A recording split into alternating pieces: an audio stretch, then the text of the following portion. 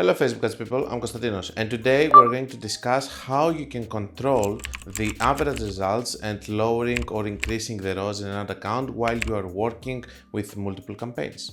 So I get comments like this over here, which is actually telling me to give you some examples of how I'm controlling the ROAS if I want to go lower or higher when I'm working with average results and multiple campaigns and the fluctuations that you can see in an ad account. What we're going to do is we're going to go into my PC. I'm going to show you how I was feeling there, that I was getting a barrier from Meta when I was trying to scale above 1K, how I started controlling it, and you're going to see how it's working, and I hope that it's going to help you guys.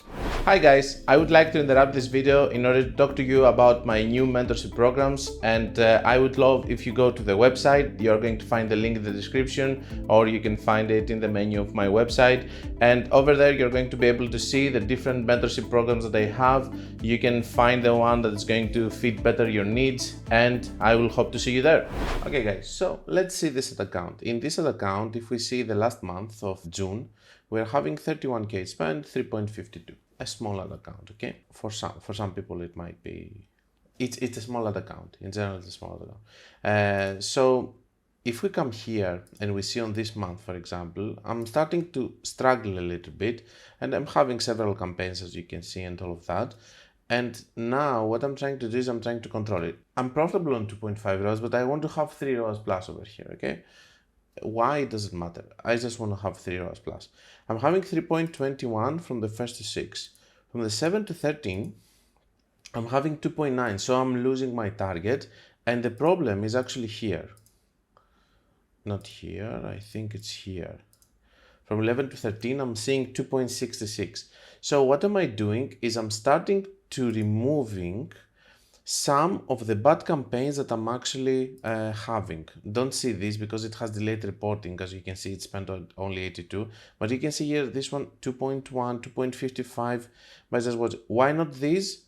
Because on this period, I guess it was a different case.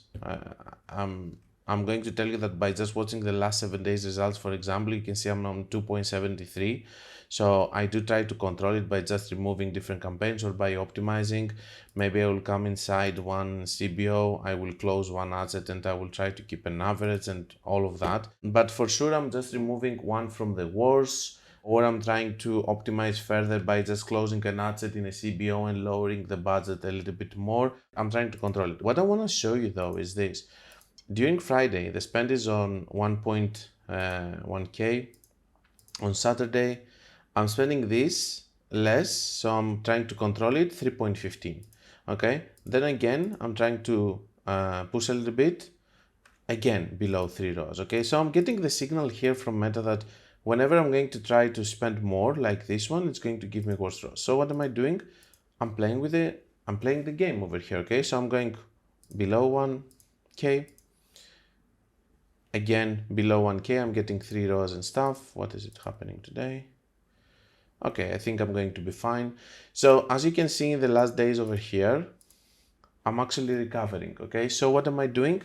Two things. First of all, removing bad campaigns, like campaigns that are having very bad results on the last 7 days. Again, here, what really matters is the average. After I close this one, for example, it doesn't matter what it has. It has only this small spend. I just removed it, okay? So I'm left with these, and these are giving me the average result that I want, okay? If we come on this period, we can see that most probably on the last 7 days, let's go a little bit on what I was seeing before on the last 7 days to understand. 2.87, I closed this campaign, for example, as you can see at this point, and this one, I removed 2 already. So now, every time that I'm removing 1 or 2 campaigns, I'm just waiting for 2 days to see what is going to happen and see how it's going to behave. This is how you're going to work. And the other thing that you can do is, for example, you are coming inside here, let's say inside here. This is an advanced plus, okay? And you say, okay, this one, I don't like it. This one has an average of 3.05, but let's say that it had a 2.9, okay?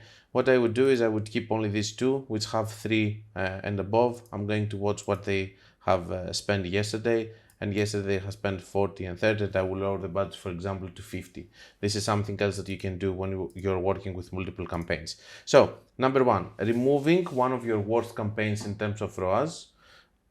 if you don't want to remove it, you can just try to optimize it further. If you have 3 or 4 assets, maybe close one bud over there. If it's the leading ad, sadly, you can do nothing about it. Maybe you will have to remove it completely. But this is what you do. Basically, you're just lowering the amount of spend that you have by just removing or optimizing further and lowering the budget of campaigns in order for you to be able to control it. As you can see here, by just doing that, I'm actually controlling it.